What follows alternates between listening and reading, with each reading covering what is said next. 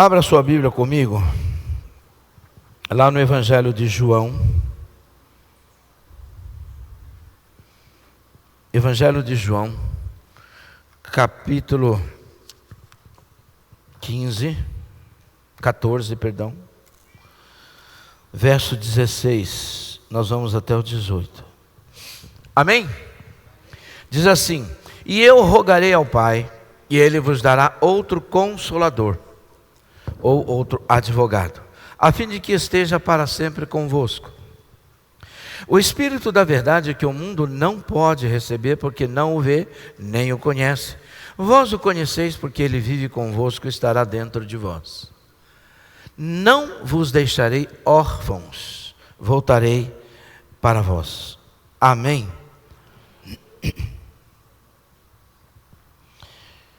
Aleluia, Pai.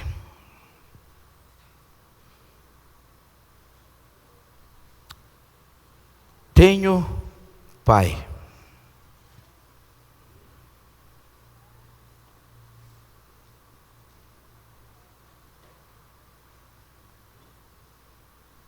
Entrou um bicho aqui.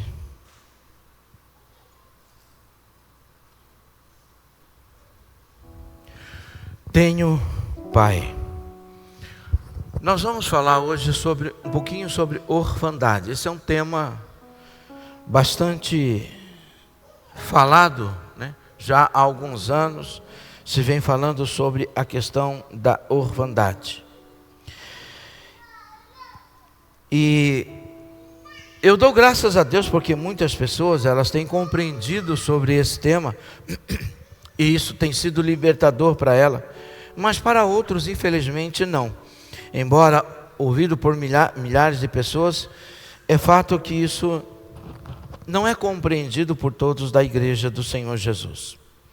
No livro de Êxodo nós vemos o Senhor Deus dando um alerta ao povo e a sua liderança dizendo: não prejudicarei as viúvas e nem as órfãos, porquanto não prejudicareis as viúvas e nem as órfãos, porquanto se assim procederes e eles clamarem a mim, eu certamente atenderei ao clamor deles.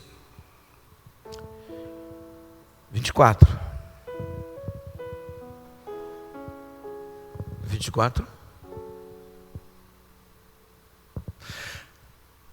Minha ira se acenderá e vos farei perecer por espada. Vossas mulheres se tornarão viúvas e vossos filhos se tornarão órfãos. O salmista diz: o Senhor ampara aos órfãos. Moisés escreve: Ele defende a causa dos órfãos. E novamente, em Deuteronômio, Moisés repete: deixa os teus órfãos, eu mesmo cuidarei dele, diz o Senhor. A questão da orfandade para Deus é algo tão sério que o Senhor Jesus Cristo deixou uma palavra de esperança para os seus discípulos. Ele disse antes de ir: não vou deixar vocês órfãos, eu vou voltar para vocês. Tanto eu quanto você sabemos que a orfandade é um grande problema, ou um dos grandes problemas do mundo. As guerras, o que elas mais fazem é gerar órfãos e viúvas, não é? A violência social, o que eles mais fazem é gerar órfãos e viúvas. A gente lê isso nos jornais todos os dias, não é? E infelizmente isso vai continuar. Você consegue imaginar quantos órfãos está sendo gerado, por exemplo, na Ucrânia, lá na Rússia? Quantos órfãos estão sendo gerados nessa guerra de Israel com o Hamas? Quantos órfãos estão sendo gerados lá na África, né? Na República Democrática do Congo, em Moçambique, que está havendo uma perseguição, não às igrejas, mas por causa de briga de poder. No Brasil, por exemplo, a violência, não é? As gangues, as máfias, quantos órfãos eles geram? A orfandade que gerada pela morte de pais e de mães, é algo que, desde que o mundo é mundo e o homem pecou, desde que entrou o pecado no mundo, nós vemos acontecer. Nós assistimos isso. Talvez você que está aqui seja vítima e sofra disso. Entenda, a orfandade causada pela morte, né? Ela é uma orfandade, embora traumática, triste, difícil, nós conseguimos digerir com um pouco mais de facilidade. Mas a orfandade causada pela ausência paterna, que isso é o que o mundo pós-moderno vem fazendo, o que a tecnologia, o IA, a inteligência artificial vem fazendo, isso sim é um problema que está se tornando crônico, cada vez mais difíceis, dias difíceis para filhos, porque eles nascem sem uma referência paterna. A ausência paterna, um pai e uma mãe vivos, que dão comer, que dão roupa, que dão vestimenta, mas que não dão o que é mais importante para os seus filhos, não é? É a provisão emocional, a provisão afetiva, a referência de vida. O Salmo 127 fala sobre que filhos são como flechas na mão do flecheiro, e que ele coloca essa flecha, estica, estica, estica e lança. Ele está dizendo que eu, como pai, o meu filho é uma flecha que está na minha aljava, e quem lança o filho para o futuro é o pai, que é o flecheiro. Quanto mais força eu dou na flecha, mais eu puxo a lâmina ou a corda, né? E solto com mais força, mais longe essa flecha vai. Ele diz que eu, como pai, eu sou o flecheiro, e eu é que lanço meu filho para o futuro. E quando fala eu, estou falando eu e minha mulher. Os pais, eles fazem isso. Não é lançar para o futuro, mandar para uma faculdade, pagar um bom curso, dar a ele uma boa casa, uma boa condição, tudo isso faz parte. Mas lançar para o futuro é fazer com que esse homem, essa mulher, esse filho, vá para a vida sem lacunas na sua alma, sem lacunas no seu espírito, sem lacunas emocionais. Mas isso não é o que vem acontecendo. De fato, muitas coisas têm acontecido. Eu não posso falar de orfandade sem contar um pouquinho da minha história para você. Eu venho de uma família bastante pobre. A gente foi criado no interior, no litoral. A minha mãe mandou meu pai embora, eu era recém-nascido, mas muito recém, porque meu pai bebia demais, era um bêbado, né, inveterado, vivia caído pela sarjeta. Então a minha mãe falou assim: olha, eu não quero mais você, porque eu não vou criar meus filhos dentro dessa vida. Se um dia você virar homem, você pode voltar, mas eu não quero. E mandou meu pai embora. E eu fui criado até os 8, 9 anos sem pai. Minha referência era meu avô e o meu tio, que morreu quando eu tinha 8 anos de idade. Esse era um tio que eu tenho na minha lembrança até hoje. Esse foi o meu pai. E o meu avô, que eu tenho muitas histórias que ele conta para mim disso. Quando meu pai voltou para casa, eu tinha 9 anos. Meu pai voltou e foi trabalhar no bar. Novamente caiu na bebida. E eu ia com as minhas irmãs buscá-lo na sarjeta muitas vezes, trazê-lo para casa, né? E depois ele se converteu. Quando meu pai se converteu, tudo mudou. Na nossa casa e na nossa vida, tudo mudou. A conversão mudou. Mas foram 10 anos ou 11 anos da minha vida que eles se perderam. Eu não tive abraço de pai, eu não tive carinho de pai, eu não tive nada. Eu sofri. Meu vô foi o meu pai, porque Deus é o Deus que substitui. A gente só precisa interpretar isso. Meu tio foi a minha grande referência e a minha mãe foi a minha mãe em tudo, vivo até hoje, que cuidou de nós. Depois eu e meu pai conversamos, nos tornamos amigos, meu pai morreu no Senhor, mas aquilo caminhou comigo durante muitos anos. E um dia eu falando sobre isso com Deus, e essa história que eu vou contar é da minha experiência com Deus, portanto eu quero que você entenda o que eu estou falando. E eu falei para Deus, falei assim: Senhor, não está certo isso. Isso aqui ainda está dentro do meu coração.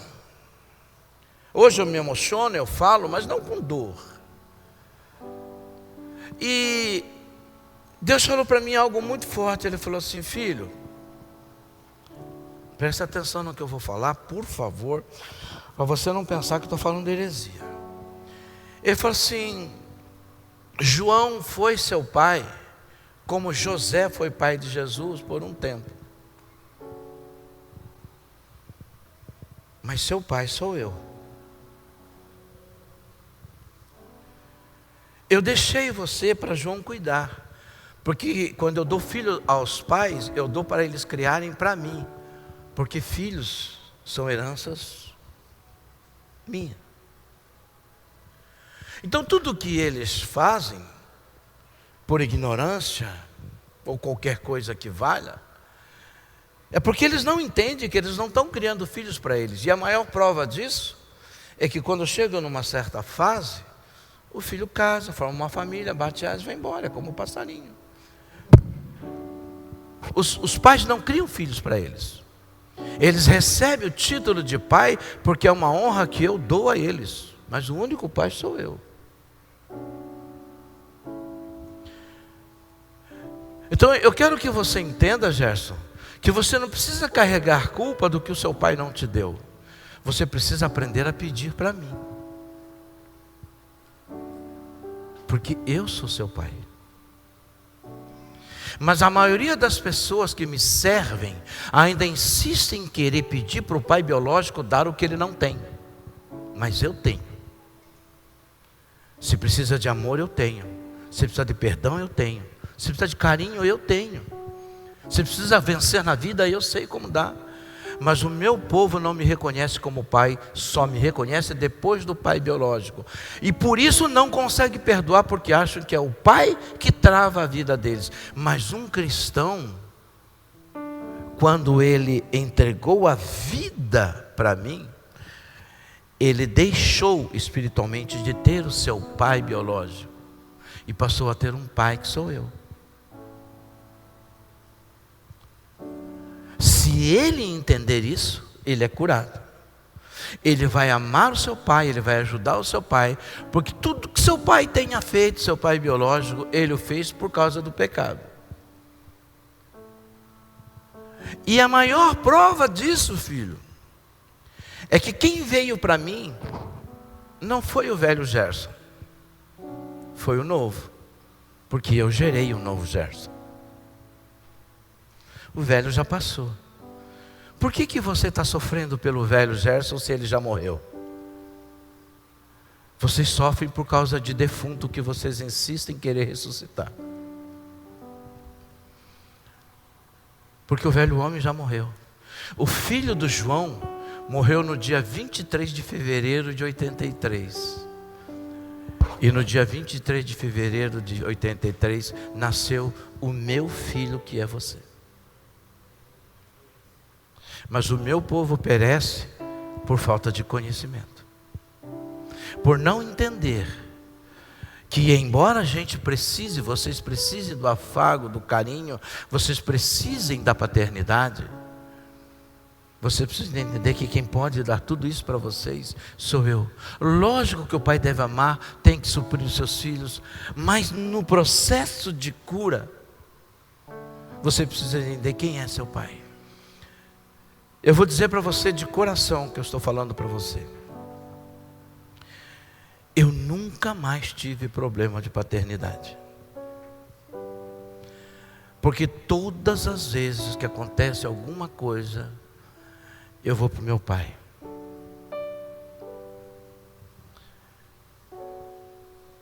porque senão a gente vai viver com essa dor. Eu quero falar algumas coisas que você pode fazer para tirar esse buraco da paternidade que talvez você tenha. A primeira coisa, como que a gente pode fazer para vencer a paternidade? Nascer de novo ou se conscientizar que você é uma nova criação. A única maneira de um cristão vencer a paternidade não é ele chegar para o pai dele e falar o diabo para o pai dele, principalmente se o pai dele não é cristão. O que vai mudar? Pega um caso, por exemplo, de um pai que o tataravô era abusador, que o avô era abusador, que o pai dele era abusador, e ele veio e abusou de você. Existe uma história desgraçada, e Jesus não entrou em nada dessa vida. Pastor, mas isso moralmente é errado. É errado. Eu não estou aqui justificando. Mas você nasceu de novo, e você pode romper isso. Agora nós carregamos essa culpa como se nós pudéssemos prender a pessoa pelo erro que ela fez. A gente não tem como fazer isso. Como que eu mudo a cabeça de um homem de 90 anos de idade ou de 70 anos de idade? Se não for Deus, como fez com Abraão, como fez com Moisés, como fez com Noé, ninguém muda. Está impregnado.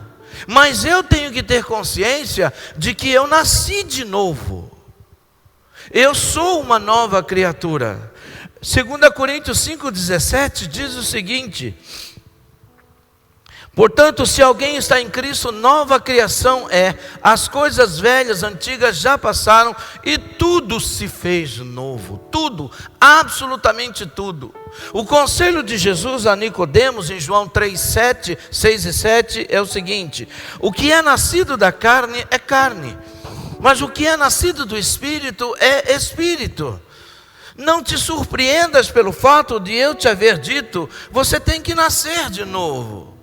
Eu preciso ter consciência de quem eu sou em Jesus Cristo. Eu preciso ter consciência de que eu sou uma nova criatura gerada em Cristo Jesus. As coisas velhas já passaram e tudo, absolutamente tudo, está sendo feito novamente. Quem é que foi abusado? O velho homem. Quem é que teve carência afetiva? O velho homem, a velha criatura. Pastor, é muito difícil separar dessas coisas. Eu sei, é tão difícil, por isso que Deus falou, você tem que nascer de novo. Porque não dá para separar. O que nós precisamos, e eu bato muito nessa tecla, é de aprender a nos relacionar com Deus, mais do que com o YouTube, mais do que com o Instagram, mais do que com o TikTok, mais do que com o Facebook, e começar a ter uma relação mais vertical, de oração, de abrir e rasgar o nosso coração diante de Deus. Todos nós vamos ter carência durante toda a nossa vida, mas existe uma única fonte capaz de suprir essa carência. Agora, você não vai para frente, você não vai desenvolver porque meu pai fez isso comigo, porque minha mãe fez isso comigo. Nós precisamos entender, para uma nova vida, existe a total possibilidade de uma nova história. Imagine para uma nova vida gerada em Deus. Para uma nova vida, existe a total possibilidade de uma nova história. Imagine para uma nova vida gerada com e em Deus. A consciência de que eu sou nascido de novo, a consciência de que eu preciso nascer de novo, se eu apenas frequento uma igreja e não nasci, para que eu tenha direito a essa paternidade. O Senhor Jesus disse, vocês não devem chamar de ninguém de pai, porque pai só existe um. Mas Jesus não está falando isso para o pagão, está falando isso para os seus discípulos. Agora vocês passam a ter um outro pai. A segunda coisa que a gente precisa fazer para vencer essa paternidade é se conscientizar de que você é filho de Deus. Ele é seu pai.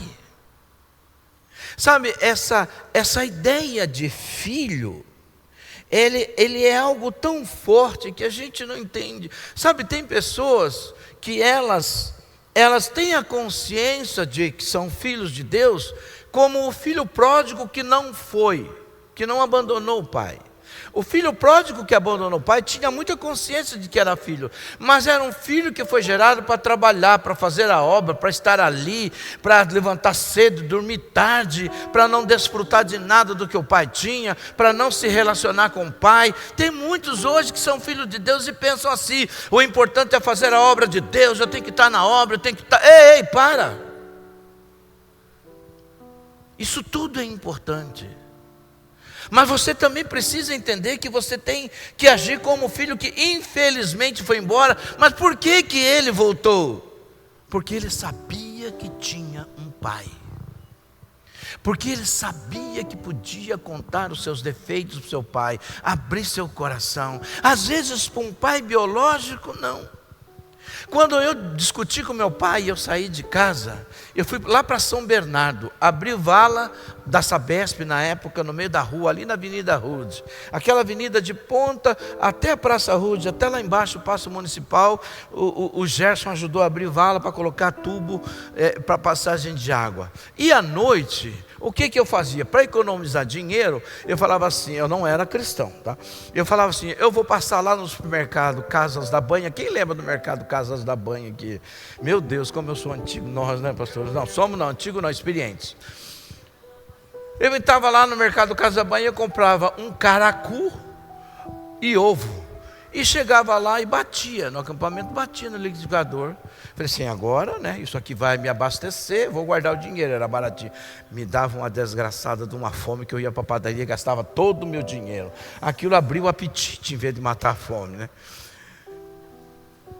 Mas eu fazia isso e eu ficava lá chorando, porque queria uma camisa, não tinha botão, queria não sei o quê. Quando eu voltei para casa, meu pai... Como que você acha que meu pai recebeu? Ô filhão, vem. Ele falou assim, filho, você é muito bem-vindo dentro dessa casa.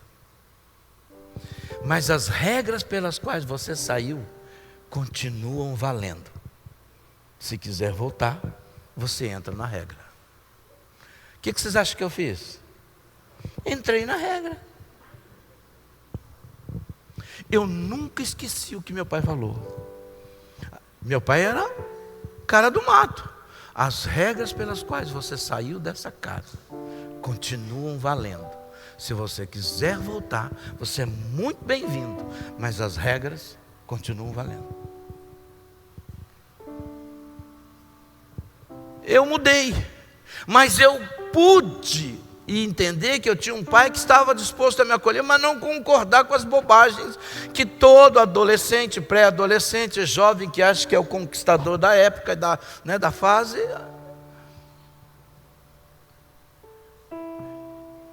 Quando eu me conscientizei que eu era de fato filho de Deus, eu comecei a me relacionar com Ele de outra forma. Eu sou o que serve a Ele, eu sou o que o adora, eu sou o que trabalha na obra, mas eu sou filho. Eu tenho o direito de ter o meu a sós com meu pai.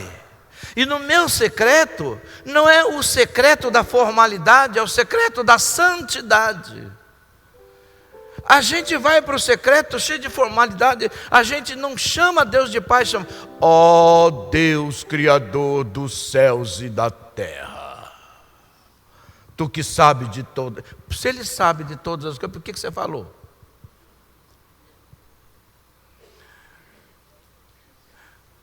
Informalidade não tem nada a ver com falta de santidade. E às vezes você está no seu quarto. Amados, eu conheci um rapaz que para orar ele colocava camisa de manga comprida, calça social, sapato e meia e orar. Eu falei, mas por que você faz isso? Porque se a igreja for arrebatada eu não quero subir pelado. Mas a sua roupa não vai subir. Você vê o que é a religiosidade dentro de nós? a gente precisa entender. Olha só, João 1,12. Mas a todos quantos o receberam, deu-lhes o poder de se tornarem, o quê? Filhos de Deus, a saber, os que creem no seu nome. Romanos 8, 16 e 17 diz assim. Romanos 8, 16 e 17.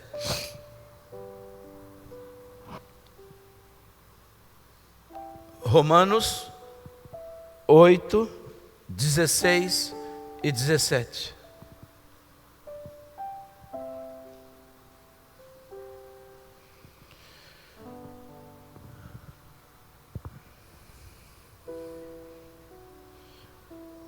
O próprio Espírito testemunha ao nosso espírito que somos filhos de Deus.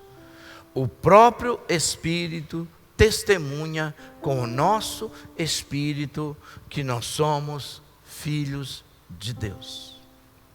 Como é importante eu entender que o Espírito Santo que habita em mim, ele habita em mim e ele testifica quem eu sou em Deus.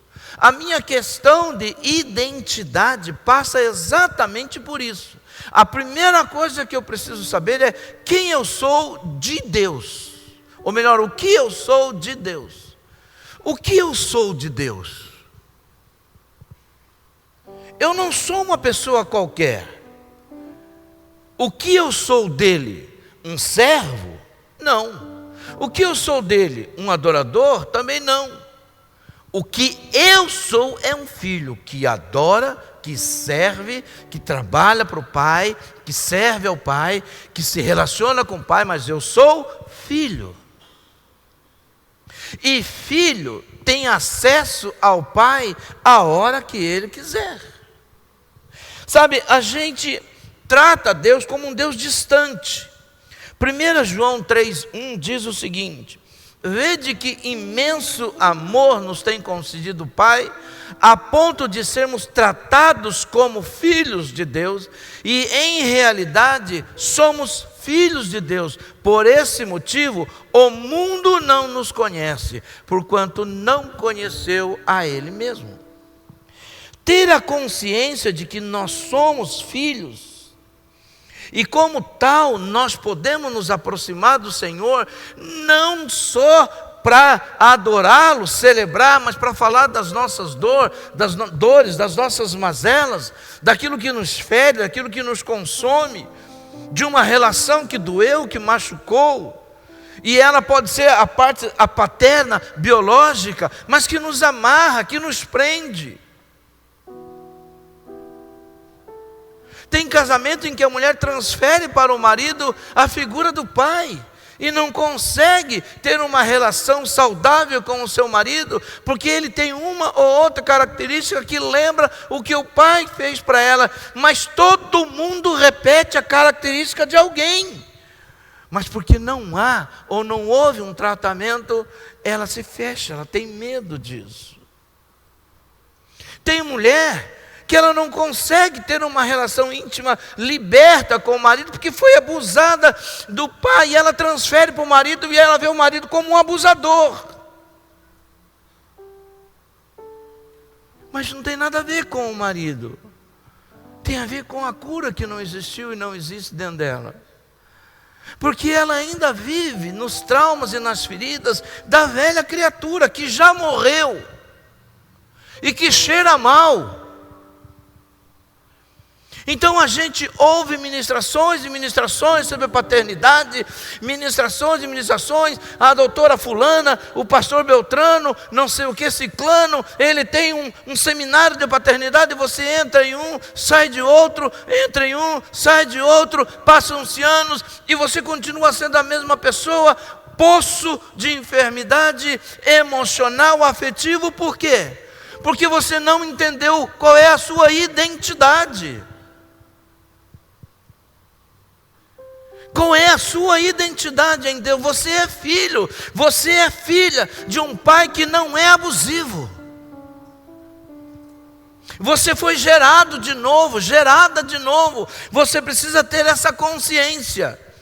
Quem é de Cristo, não somente tem o coração transformado, mas também a mente. Não deixe a velha mente te fazer sofrer por causa de coisas do velho homem ou da velha natureza. O Senhor Jesus disse, olha, que nós temos, aliás, Paulo disse, vocês têm a mente de Cristo. Paulo escrevendo diz, sejam transformados pela renovação do vosso entendimento, da capacidade de compreender a grandeza de Deus. Amados, eu falo para vocês, pelo amor de Jesus Cristo nosso Senhor, se abram para Deus, se relacionem com Ele pela palavra, pela leitura, pela oração, sejam curados. Eu não sou contra terapia, eu não sou contra a sala de tratamento terapêutico, eu sou a favor de tudo isso, aliás eu incentivo, vá para o RPV, faça, você tem condição de fazer terapia, faça, mas pelo amor de Deus, a melhor sala terapêutica que você tem na sua vida, chama-se o seu secreto com o Pai. É ali. É lá que você encontra cura. É lá que eu choro, é lá que eu grito, é lá que eu bato o pé, é lá que às vezes eu falo, Senhor, mas não é desse jeito. Ele diz, é filho, como se eu quisesse ensinar papai. Mas eu saio de lá curado. Quando eu era criança pequena, que agora eu sou grande, né, pastor? Eu não entendi a risadinha, não. A gente ia para o meio do mato. Aí, às vezes, porco espinho fazia aquelas trapaças com a gente. Andava muito descalço, pegava bicho de pé. E aí o que a mamãe fazia? E quando pegava carrapato? Eu não tenho muita história de ter pego piolho, graças a Deus. Acho que de cabelo liso, não sei, mas não tinha muita história de pé. Mas bicho de pé. Aí ia para casa, minha mãe, o que você vai fazer no mato? Mãe, eu fui brincar. Começava a coçar. Lá ia eu, tomava banho, colocava o pé em cima da cadeira, mãe ia com agulha e com álcool. Tirava tudo, arrancava os espinhos. Sabe como que eu relaciono Deus em relação ao meu pai e à minha mãe? Dessa forma. Um Deus que tira carrapicho que está incomodando. Um Deus que tira bicho de pé que está incomodando. Para que você seja saudável e desenvolva uma vida e seja livre. Porque uma pessoa com bicho de pé não consegue andar. Com espinho de bicho, de porco espinho, você também não dá para andar. Sabe, o nosso Pai, ele cuida da gente. Eu gostaria de conseguir passar para vocês o que eu estou tentando mostrar para vocês. Essa não é o ser espiritual. Não é quando você sobe até o céu, mas é quando você traz a presença de Deus na terra. Porque eu não vivo no céu. Não adianta eu subir no céu sem que Deus me deixe permanentemente lá. Eu preciso trazer a presença dEle para a terra, porque é aqui que eu vivo. É aqui que eu encontro pessoas que me amam e que também me odeiam. Pessoas que querem meu bem, mas que também querem o meu mal, e que eu tenho que amar.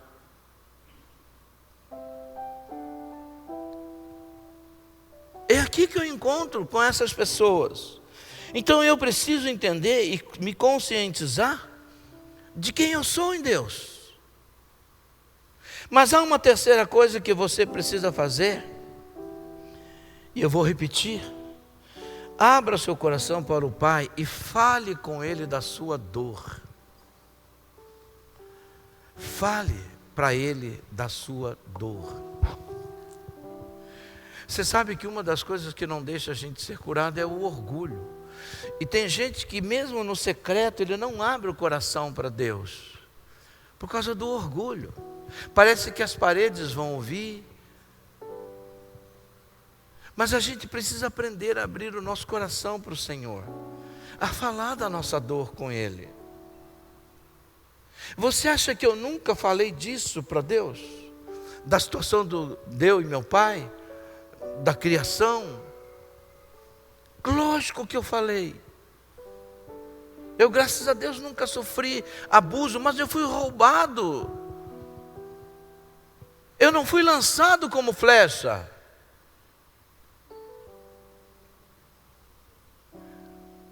Mas quando eu falei para Deus, meu pai físico, biológico, jamais poderia me colocar aonde Deus me colocou. No dia 23 de agosto, quando eu confessei Jesus através eu falo dia 23 porque o dia que eu entreguei minha vida para Jesus mesmo, eu nem me lembro mais, porque foi através de um cartão postal. Então eu tenho muito na minha cabeça a imagem, mas não lembro a data. De lá para cá, Deus me tirou do emprego, me trouxe para São Paulo, me fez estudar, fez de mim um pastor, me deu uma mulher, me deu filhos, me deu uma igreja, me deu um monte de filho espiritual. João nunca poderia me dar isso. Nunca. Mas o meu Pai que está no céu e que habita em mim, me deu isso tudo. Ele ensinou que João apenas me criou, mas é nas asas do Espírito que você vai voar mais alto, que você vai além, que você vai conquistar. O nosso Pai nos lança, mas é o Espírito que impulsiona. Ah, mas e meu Pai não me lançou, então deixa o Espírito te levar, porque Ele pode fazer isso. Mas pare de você mesmo se amarrar, desamarra. Ei, esse Deus, esse Jesus que morreu por você, por mim, por nós, esse Deus maravilhoso que nos ama, Ele quer uma igreja saudável, curada.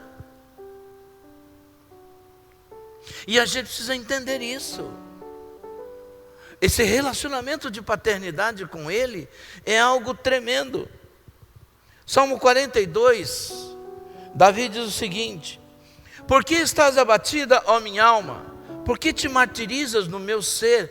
Põe a tua esperança em Deus, porquanto ainda o louvarei por tua presença salvadora, ó meu Deus.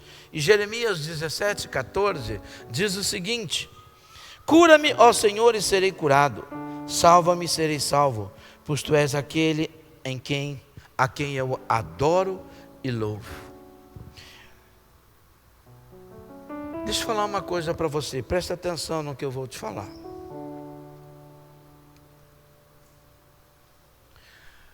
Deus usou Moisés, que por força de circunstância foi abandonado pelo seu pai.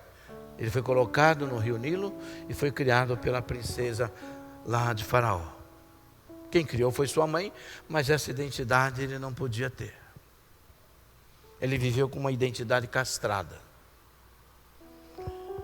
José, seus irmãos com inveja dele, o venderam quando ele tinha 17 anos de idade, adolescência, a idade que mais se precisa da presença paterna. Seus irmãos não se preocuparam com a dor do seu pai, nem com a dor do seu irmão, o venderam. Ele viveu durante 13 anos com uma orfandade doentia. Davi, embora vivesse com seus irmãos, era esquecido deles, e seu pai esqueceu tanto deles, que quando Samuel foi lá, ele apresentou os 6 irmãos, mas não falou de Davi. Foi Samuel que falou: mas você tem um outro filho? Tem, mas está lá no campo, está lá cuidando das ovelhas. Eu quero ele. Você vai ver Juízes, no livro de Juízes, filhos bastardos que foram abandonados pelo pai.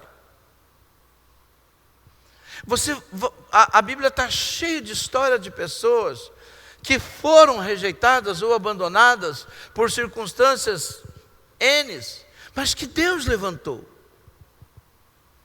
Porque Ele é Deus dos órfãos e das viúvas. E a orfandade, que é a ausência dos pais, tem que ser suprida no Pai eterno. Nós vivemos em um mundo totalmente descontextualizado de uma realidade do passado. Hoje os nossos pais, ou os pais trabalham muito mais do que antigamente.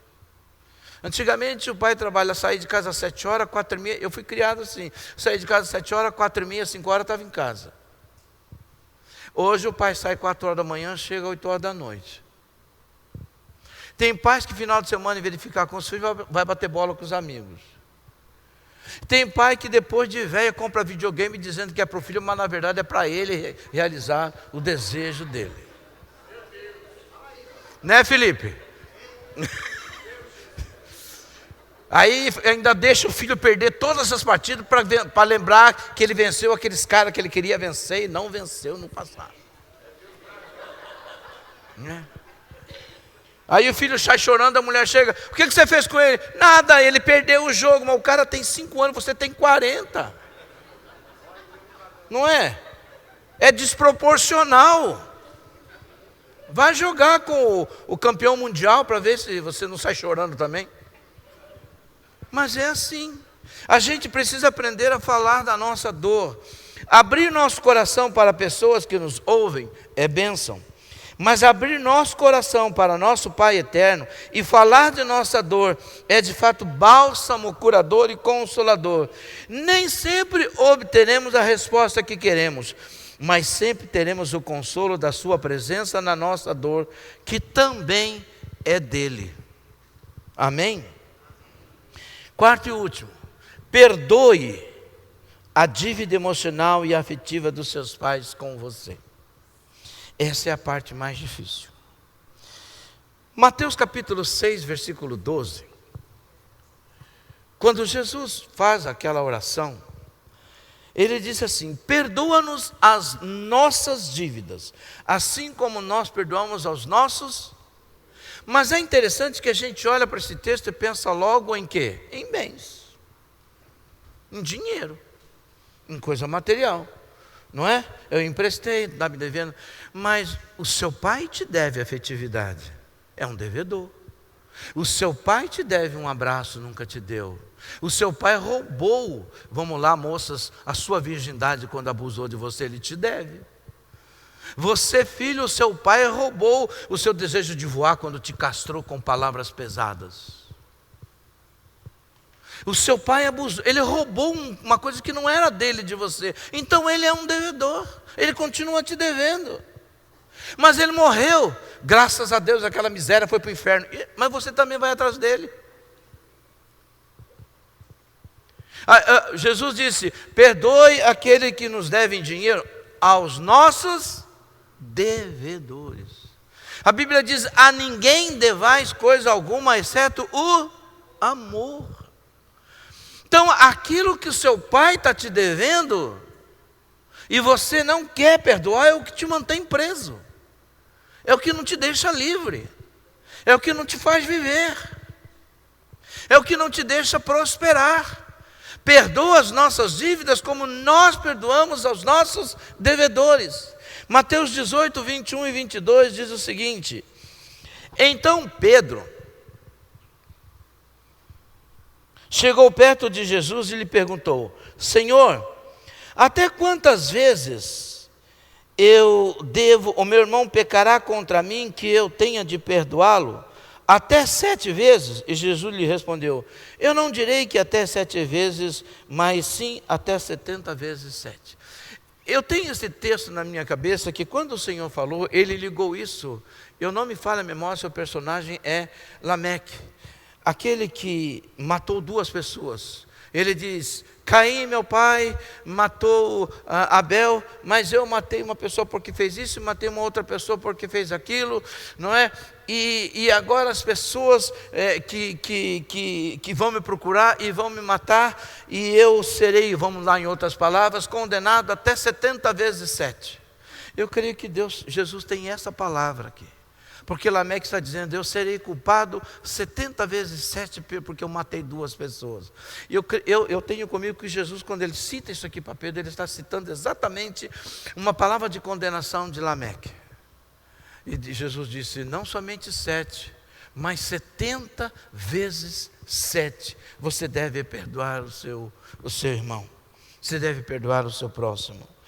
Marcos 11, 25 e 26 diz o seguinte: quando você estiver orando, se tiverdes algum ressentimento contra alguma pessoa, perdoai-a, para que igualmente vosso Pai Celestial vos perdoe as vossas ofensas. Entretanto, se não perdoardes vosso Pai que está nos céus, também não vos perdoará os vossos pecados. A Bíblia está cheia dizendo o seguinte, cara, o que você faz vai voltar para você. O que você semeia é o que você vai colher. Nós precisamos de uma igreja curada. Pais, filhos precisam de pais curados, mas filhos precisam ser curados, e nem sempre os pais vão ter condições de curar. Nem sempre.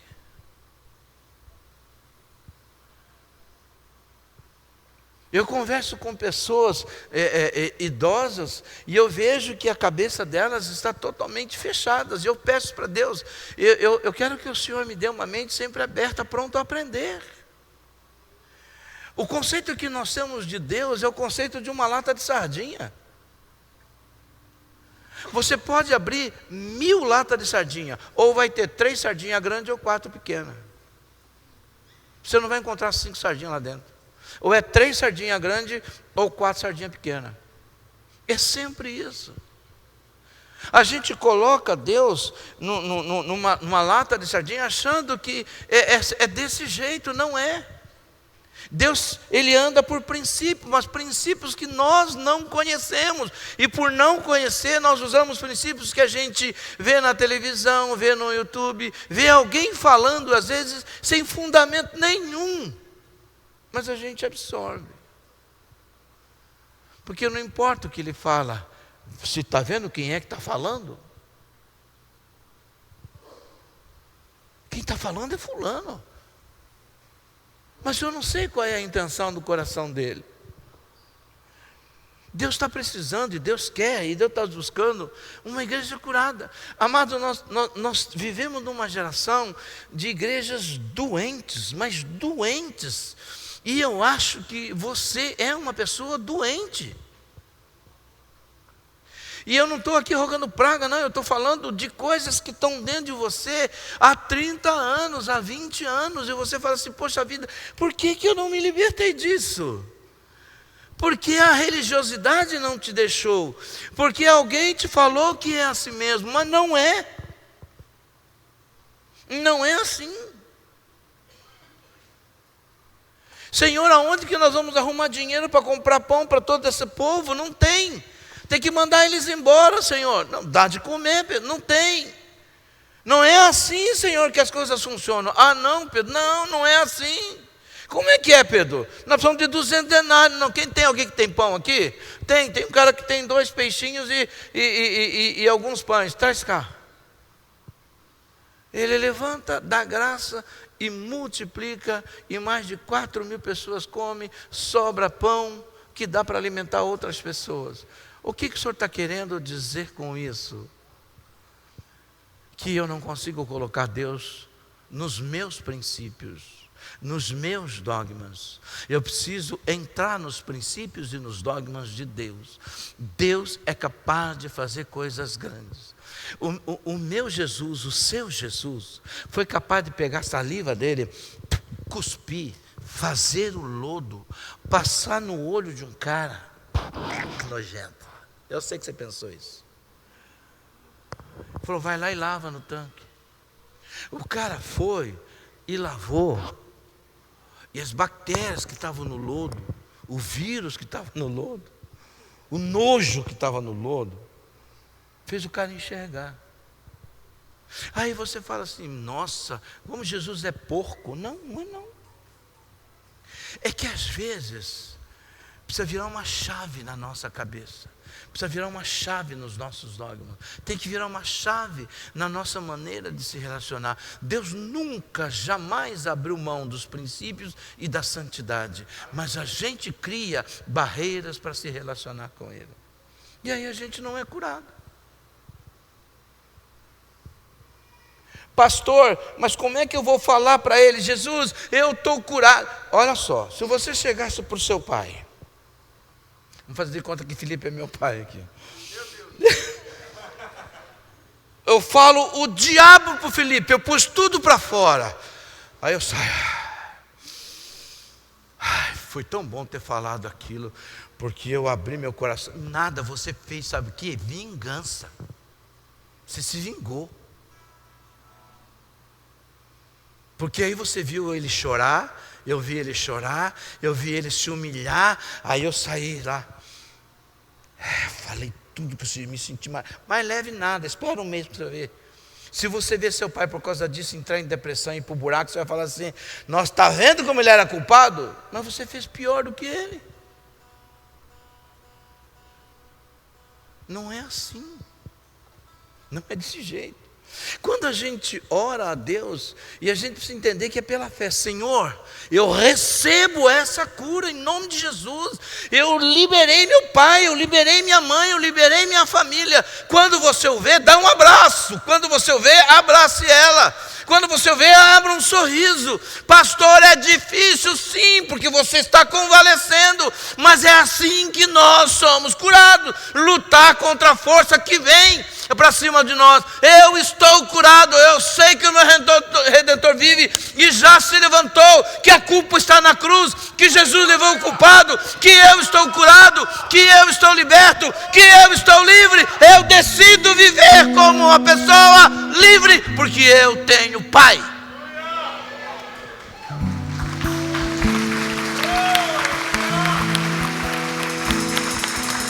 Coloque-se de pé.